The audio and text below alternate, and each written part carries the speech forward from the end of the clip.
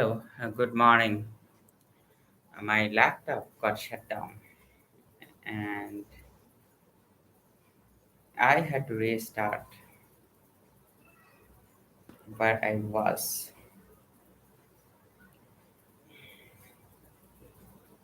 I will start my timer and start reading. This is Shihao. I am reading Thinking Fast and Slow, very much slowly. And if you are a slow learner or you have working memory issues or you are trying to understand very deeply what goes on within your mind, you are welcome um, to listen and learn as well as to implement these mysteries within our mind mm, very efficiently.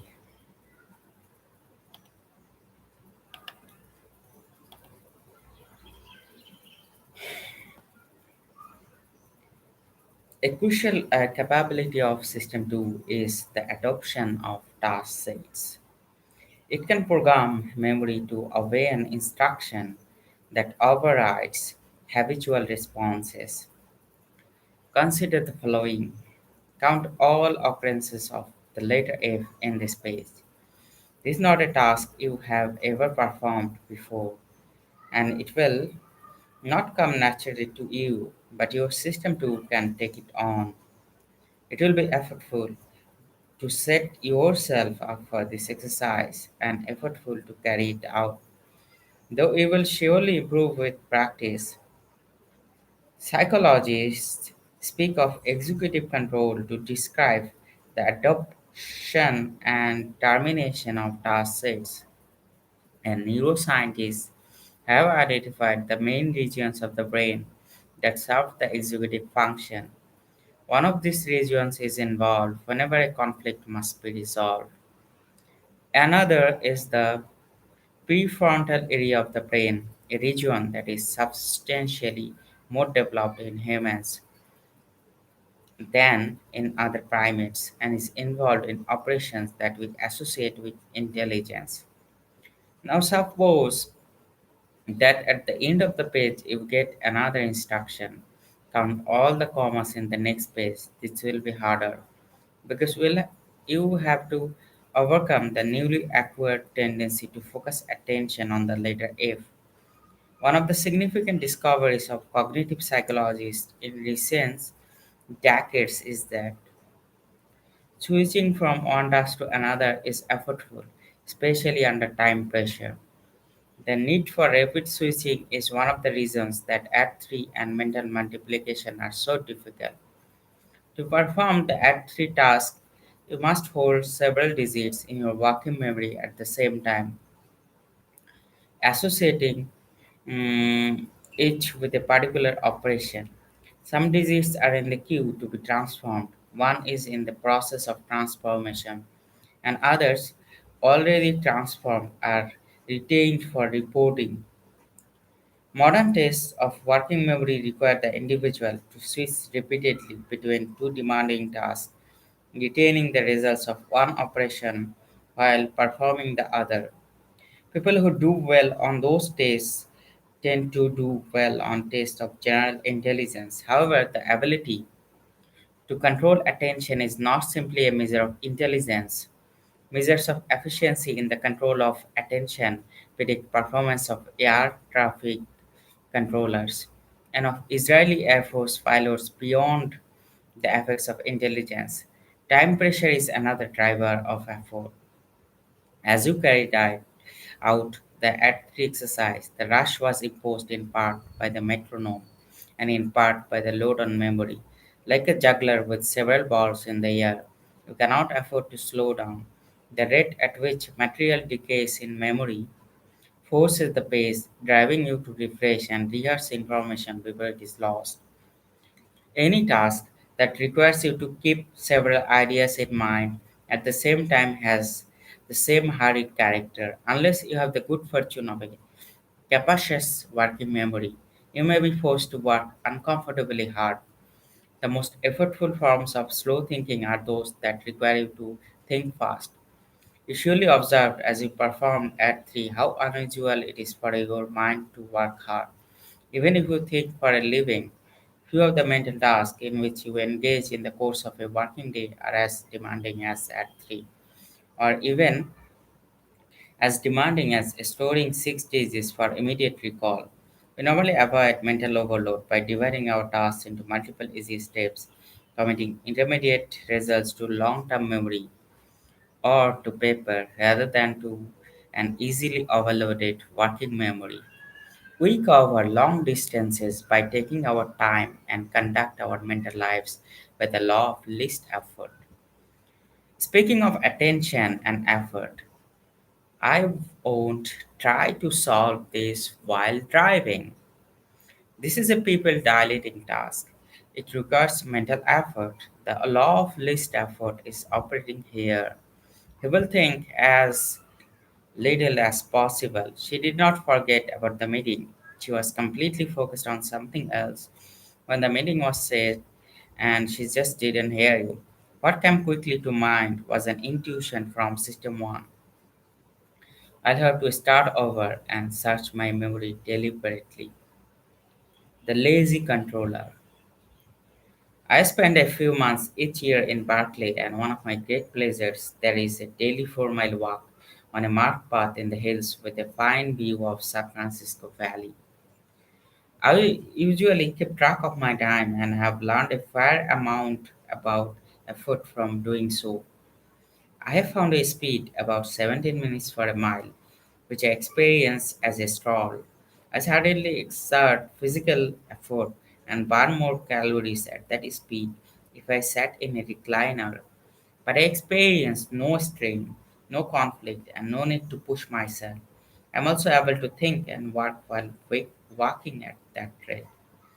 Indeed, I suspect that the mild physical arousal of the walk may spill over into greater mental alertness. System 2 has also a natural speed. You expend some mental energy in random thoughts and in monitoring what goes on around you, even when your mind does nothing in particular. But there is little strain. Unless you are in a situation that makes you unusually worried or self conscious, monitoring what happens in the environment or inside your head demands little effort. You make many small decisions as you drive your car and absorb some information as you read the news in paper and conduct information as you read the newspaper and conduct routine exchanges of pleasantries with a spouse or a colleague, all with little effort and no strain, just like a stroll. It is normally easy and actually quite pleasant to walk and think at the same time. But at the extreme, these activities appear to compete for the limited resources of System 2. You can confirm this claim by a simple experiment. While walking comfortably with a friend, ask him to compute 23 to 78 in his head and to do so immediately. He will almost certainly stop in his tracks. My experience is that I can think while strolling, but cannot engage in mental work that imposes a heavy load on short term memory. If I must construct an intricate argument under time pressure, I would rather be still and I would prefer sitting to standing.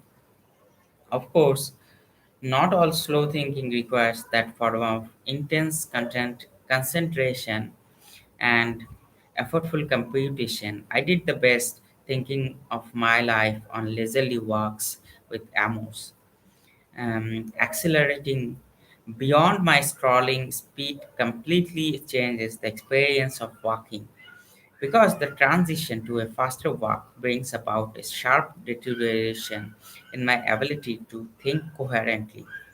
As I speed up, my attention is drawn increasing frequency to the experience of drawn um,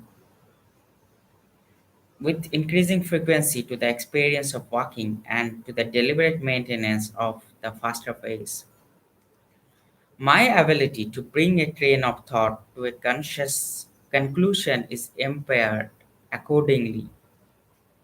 At the highest speed I can sustain on the hills, about 40 minutes for a mile, I do not even try to think of anything else. In addition to the physical effort of moving my body rapidly along the path, a mental effort of self control is needed to resist the urge to slow down. Self control and deliberate thought apparently draw on the same limited budget of effort. For most of us, most of the time, the maintenance of a coherent train of thought and the occasional engagement in effortful thinking also require self control. Although I have not conducted a systematic survey, I suspect that frequent switching of tasks and speeded up mental work are not intrinsically pleasurable and that people avoid them when possible. This is how the law of least effort comes to be a law, even in the absence of time pressure. Maintaining maintaining a coherent train of thought requires self discipline. Self discipline. Discipline.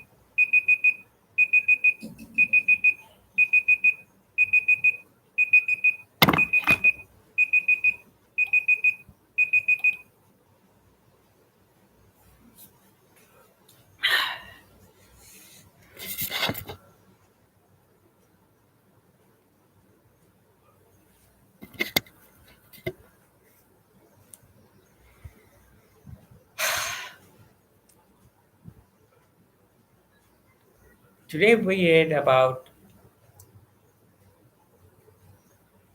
few topics about like system 2, like how we can leverage system 2 um, to train our thoughts to come to a conclusion. And there's a concept that Kahneman brings is a law of least effort. Like mind is always is lazy and tries to draw a conclusion without um, thinking much, and as well as like when we are thinking and trying to use the mind as a tool to draw a conclusion, mind also spends a lot amount of energy in observing and the surroundings as well as random thoughts or mind wandering. So no matter whatever say, like our ability to focus and concentrate or pay attention is very limited, and that gets depleted. Like it's not something that is like supplied in innumerable quantity and we can put anything in there. And another thing, like in cognitively straining tasks, it requires huge amount of effort in context switching, like um, detaching mind from a certain context and putting it into another situation. So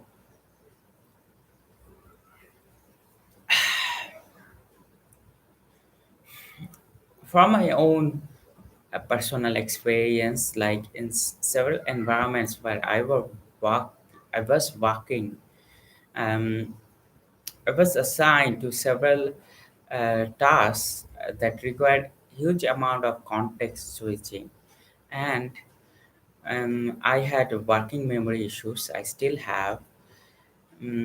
I used to feel like my working memory is very low. Then I realized like my mind is not good at focusing. Like it runs away into other things and gathers a lot of information and fills it up with that, like compulsive news checking, compulsive social media browsing, or a lot of amount of information that I do not need to keep in my mind or thoughts. So um, the concept of working memory is like the memory or like RAM. If I think about in a computer perspective, like the volatile memory that we have in our mind and readily accessible, we can do any kind of task accessing that memory. And the memory is fixed, like it's not like um, in huge um, supply. It's something that is limited, and we have a budget for that. And I had realized that,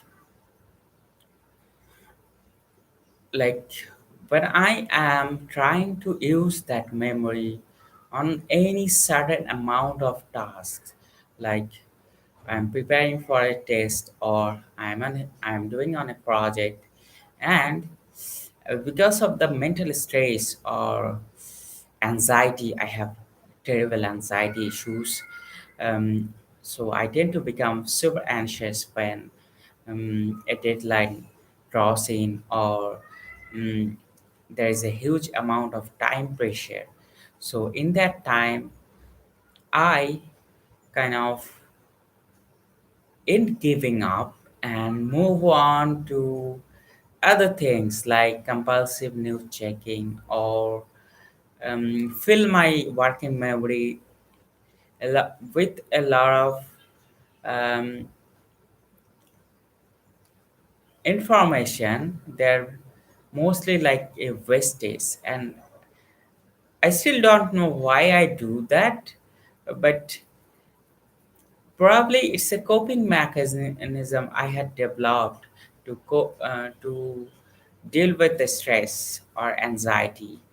And the news or the information gathered from social media, or and the random thoughts, or like fantasy thinking or grandiose fantasizing, kind of gives me some amount of comfort in that moment, and also allows me to escape from the discomfort that I might have to encounter, like as I have talked about the lazy controller or law of least effort. So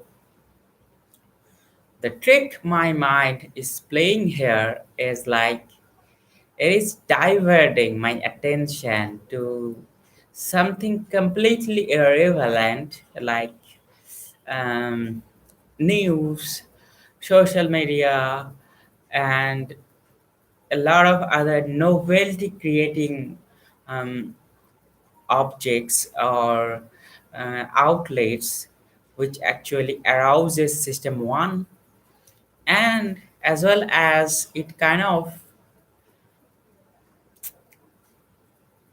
stops mobilizing my system two, like the lazy system two sits idle there, and working memory gets filled up with all this information or random malicious thoughts, or I would say fantasies, like a lot of things which I will never achieve, or which I might not be available, might not be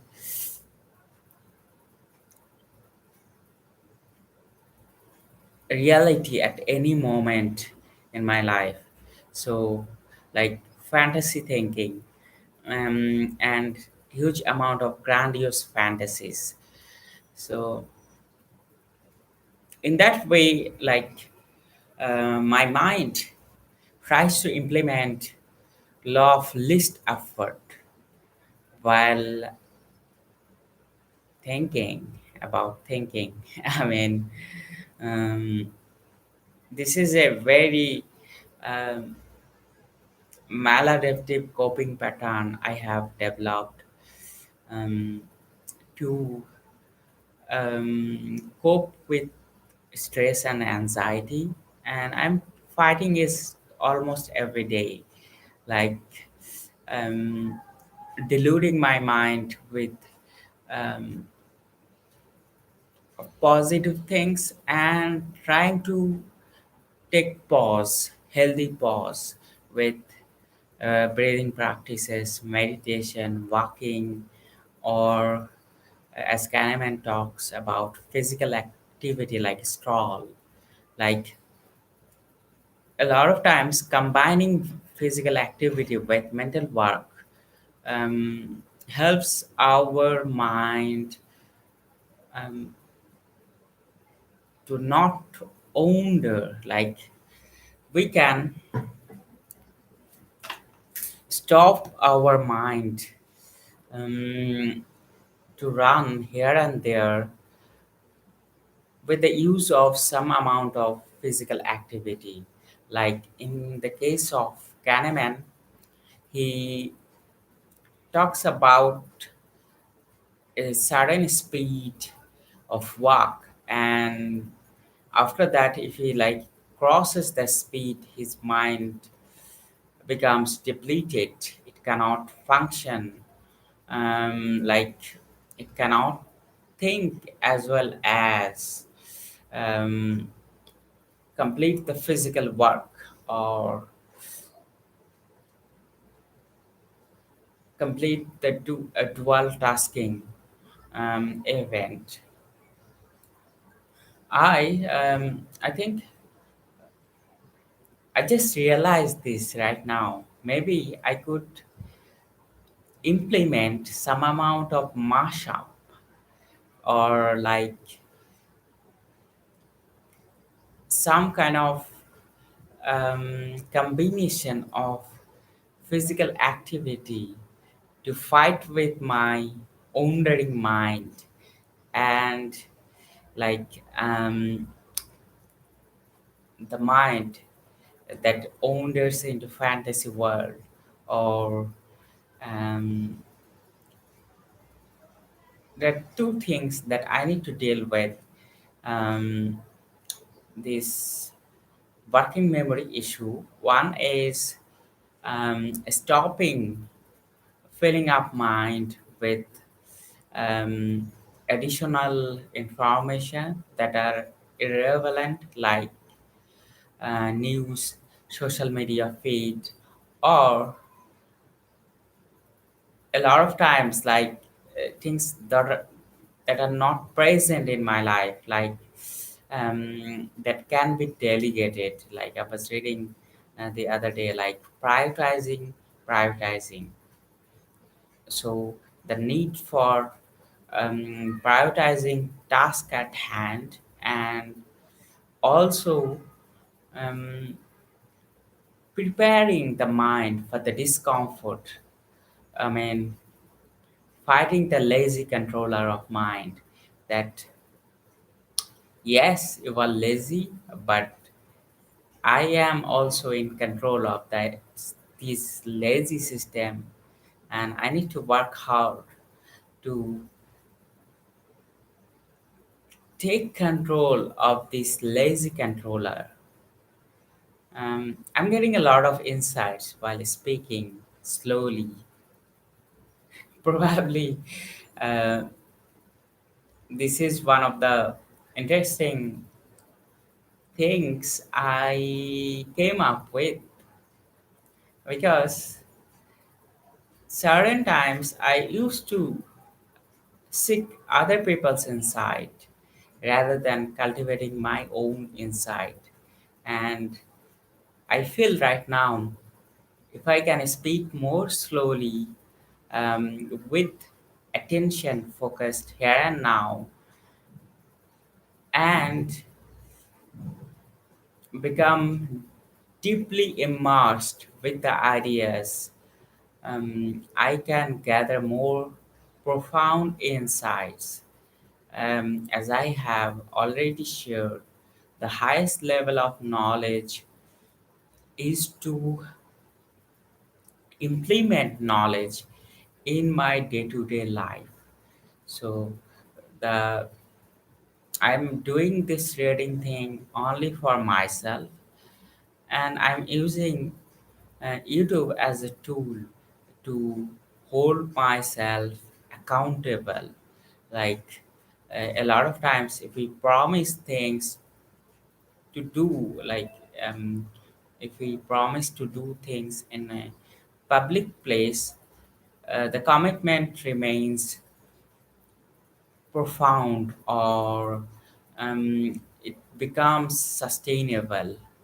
And like as I have worked in my personal life or in my mental life, sustaining motivation is one of the very hardest thing to do in our day-to-day life. Like developing internal motivation, that I have control over my mind or my body, and I'm also developing habits s- or skill sets to achieve the things that I want to achieve. Like I keep sharing, like um, the mind and that wanders away, or that is driven by the lazy controller, is always frustrated and always creating all kind of mental delusions, or phobias, depression, and those kind of things, which I struggle almost every day. So I am trying to ground myself and cultivate my own peace and own sanity, as well as protect my inner calm. And another important thing which I learned from my own experience in last few years, like the definition of peace, like what is peace? Is it a substance or is it a state of mind? And what it is actually. So the thing is that it is a state of mind, and it cannot be obtained uh, from something external, like controlling another human being, controlling outside substances. This is something that I cultivate within myself, continuously detaching myself from external reality, because the only human being I can change is myself. The only reality I can control is what I perceive from the external reality. As I had shared, like I create my reality within. Like if 10 people look at accident, or if 10 people see an incident in the street, everyone has a different opinion or a different reality inside their minds. So I like create the phobias, the delusions, as well as I create the pleasant ones too. And like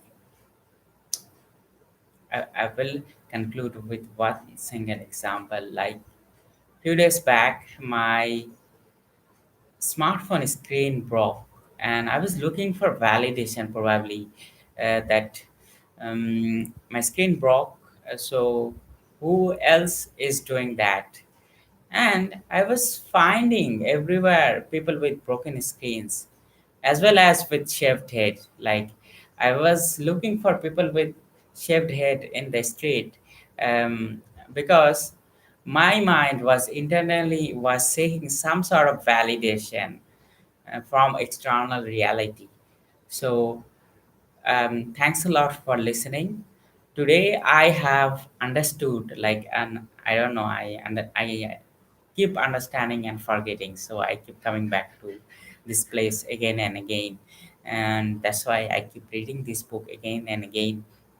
So um, I am really happy for the insights I have gathered today. Hopefully, I will come back tomorrow with a new edition of a very slow book reading club.